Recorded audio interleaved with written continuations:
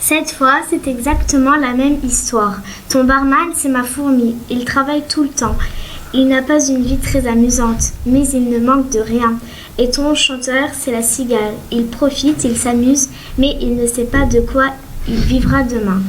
Moi, je trouve qu'ils ne sont pas très sages, ni l'un ni l'autre, les personnages de notre fable. Qu'est-ce que tu veux dire? Le barman fourmi, il ne pense qu'à travailler, tout le temps. Alors, ça lui sert à quoi d'avoir de l'argent s'il ne s'amuse jamais?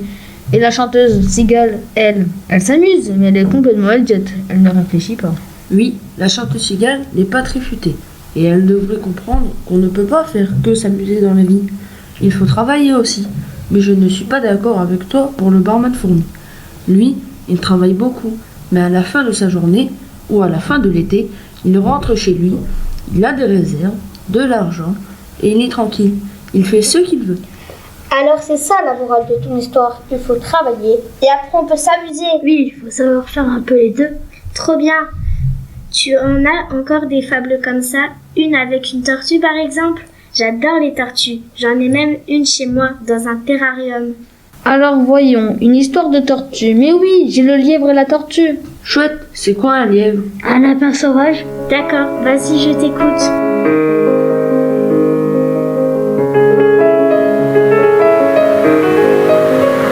La tortue.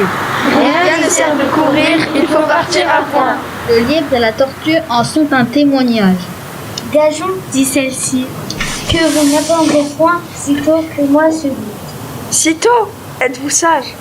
Repartir l'animal léger. Ma commère, il vous faut purger avec 4 grains d'élébore. Sage ou non, je parie encore. Ainsi fut fait. Et de tous deux, on lui prédibute les enjeux. Et savoir quoi, ce n'est pas l'affaire.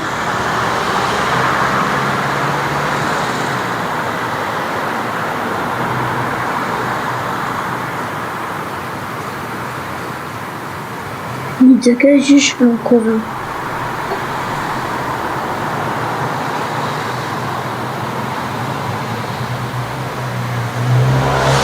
Notre lièvre n'a vécu 4 pas après. J'entends de ce qu'il fait lorsque près d'être atteint, il s'éloigne des chiens, les revoit en calandre et leur fait arpenter les landes. Ayant dit du temps de reste pour brouter, pour dormir. Et pour écouter d'où vient le vent, il laisse la tortue aller son train de sénateur. Elle part, elle s'évertue, elle se hâte avec lenteur. Lui, cependant, méprise une telle victoire qu'à la gageure un peu de gloire. Croit qu'il y va de son honneur de partir tard. Il broute, il se repose, il s'amuse à toute autre chose qu'à la gageure. À la fin, quand il dit que l'autre touchait presque au bout de la carrière, il partit comme un trait. Mais les élans qui fit, survint, la tortue arriva à la première. Eh bien, lui cria-t-elle, avais-je pas raison? De quoi vous restez à votre vitesse? moi l'emporter. Et que serait-ce si vous portiez une maison? Jean de La Fontaine.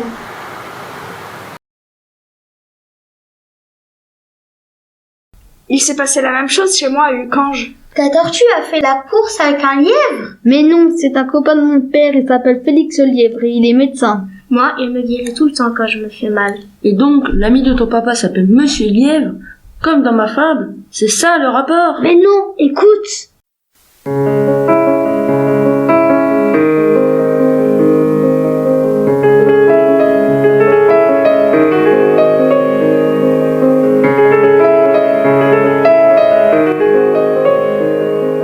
Félix le lièvre est né dans la cité. Chez lui, la vie vient pas toujours avec félicité. Il a vu de cette chaîne sans ascenseur jusqu'au-dessus de la petite vieille avec son déambulateur. Madame Tortue, que les jeunes appellent, met de l'huile dans ton moteur, sans sourciller quand il interpelle, en souriant, elle se contente de passer. Dans sa cité, Félix est une star.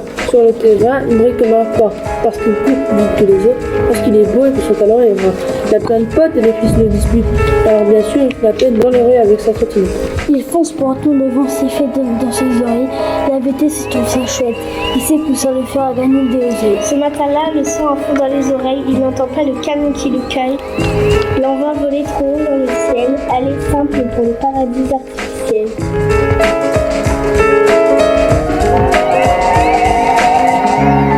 Des mois du coma et quand enfin Félix s'éveille. Il a tout oublié sauf ce qui est là sur le lit blanc. Sa jambe droite n'est plus là. Il faut que tu te lèves, il faut que tu te relèves. Toute la journée, il n'entend que ça. Et lui reste cloué sur son matelas. Il se sent toujours comme un père, comme seul au milieu des écueils, dans une mer enragée sans espoir de recueil.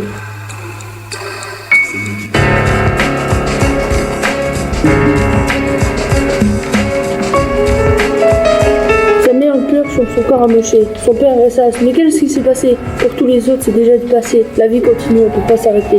Il n'y a que lui qui descend toujours plus profond. Dans les abîmes, dans les abysses, il veut se noyer. Il ne rêve plus que de cesser d'exister.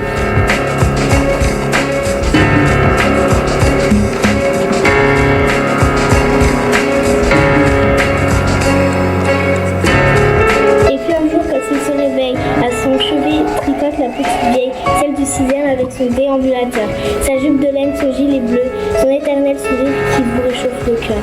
Elle est présente et il va mieux. Des heures durant, elle lui explique Que rien ne sort de Corée, il faut partir à point. Il y a de l'espoir et qu'il doit vivre.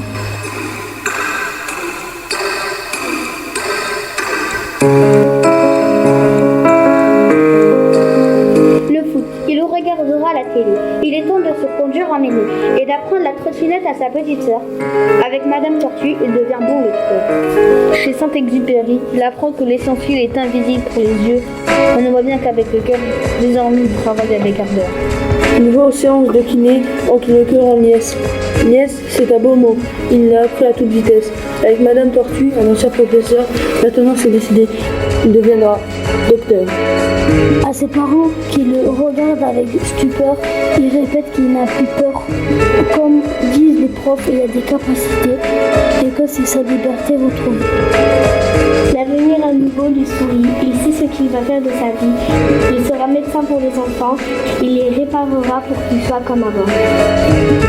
et si laisser le temps au temps ne suffit pas, il sera là pour leur montrer que rien ne sert de courir, il faut partir à point. Il sera là pour leur montrer Que rien ne sert de courir, il faut partir à point.